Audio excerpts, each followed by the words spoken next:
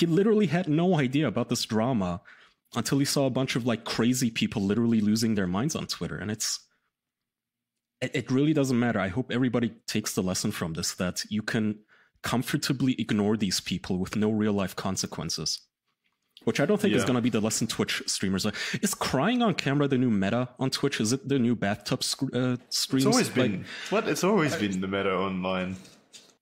I guess, but I saw some streamer, one of the bigger ones, I forget which one, that said like it's not even worth playing because of the harassment. It's like, but ignore it. I don't even. How do you get bullied by chats? Like, how does a chatter hurt your feelings so much? It's the people online are so over the top and like aggressive about it at the moment. It's insane. Like, you gotta remember that while the community is always online, the streamer themselves are also always online. Every single day in my Twitter feed, every single day like clockwork, I see another streamer that goes into my feed saying, "Oh, I just can't put up with this harassment anymore. I'm tired of this negative community. I'm taking a break from Twitch." And it's just because that's what they do every single day. So whatever negativity the community is invested in, they get invested in by proxy. Yeah, I think that makes complete sense for a lot of the streamers. Like, I can see why that could be very overwhelming at times. They look like wimps to me. I know I'll get shit for that, but it's there was apparently the streamer couple, girlfriend, boyfriend, or wife, or husband, and they were both crying on stream because they had a mean chat or people were telling them not to play the game. It's like, dude, come on. At some point, you have to be a fucking adult. You can't just say the chat was mean and cry as an adult man over a video game. Ignore it. There's plenty of streamers who are playing the game, who just don't give a shit, and they're having a good time, and their community doesn't give a fuck. Maybe don't foster that in your community.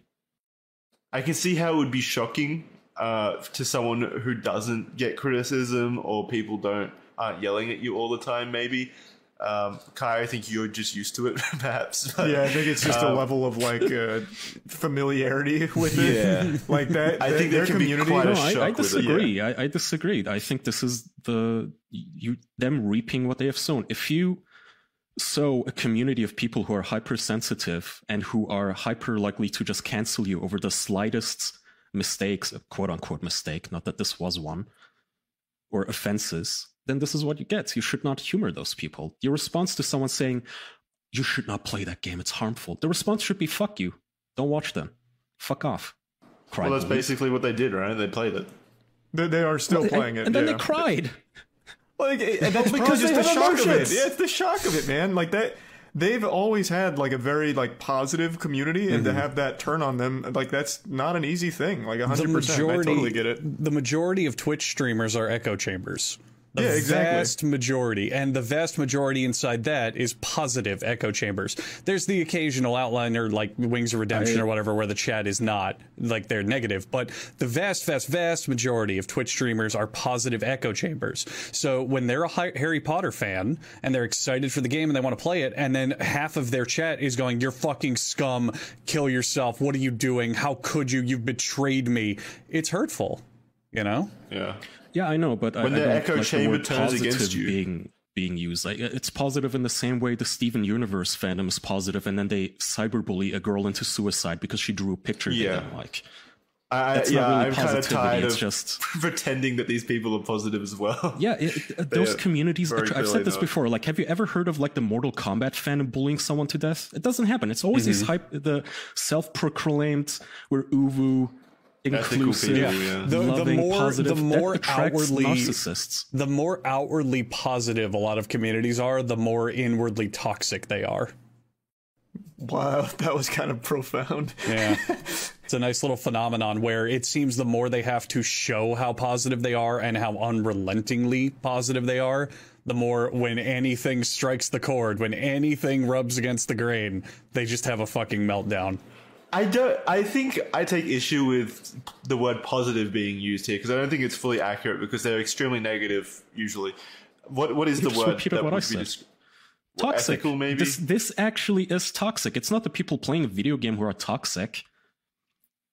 It's these people who are going around trying to police everybody's shit, like their Twitter follows, their Twitter likes, the video games they play, the kind of stuff that comes out of their mouths. And you should not humor these people. And this game should serve you as an example of why you don't have to. I mean, if you are online like a streamer and you are on Twitter every day and you see these people like, you know, haha ratio, J.K. Rowling, kill yourself, stupid turf. And then you think, oh, wow, yeah, if I stream this game, I'm going to end my career. But then you realize now, like, it's selling gangbusters. It's getting good reviews. People are streaming it without any consequence. You can comfortably ignore these people because turns out, yeah, this is the same thing I said when, you know, when that one Star Wars game, there was some drama and people were boycotting the company because you had to grind a lot or buy microtransactions or some shit.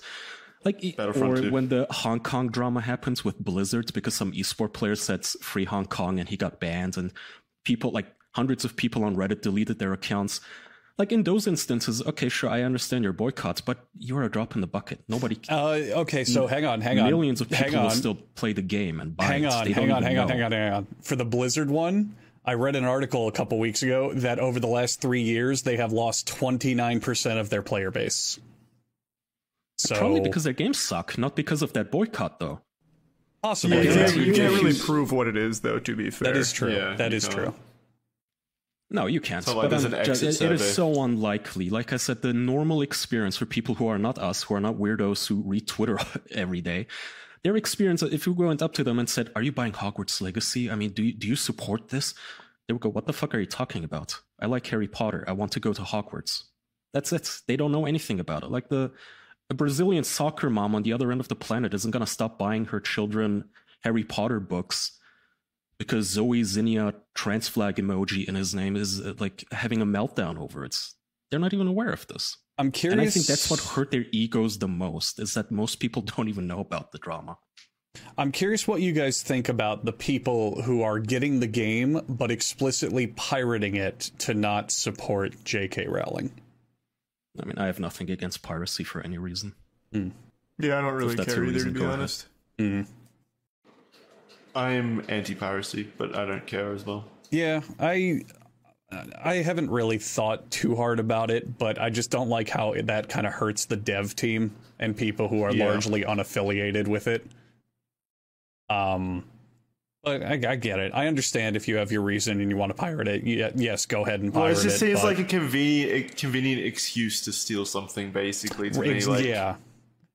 I don't fully subscribe to that. Like, if you want to make a statement and like stand against the game or whatever, then you should just not play it. You should not invest time into it. You should not give it money. I feel like if you're taking the easy way out. If you want to truly not support the game, don't play it. I think kind of trying to meet in the middle and going, well, I'm going to play it and put hundreds of hours into a Harry Potter property, but I'm just not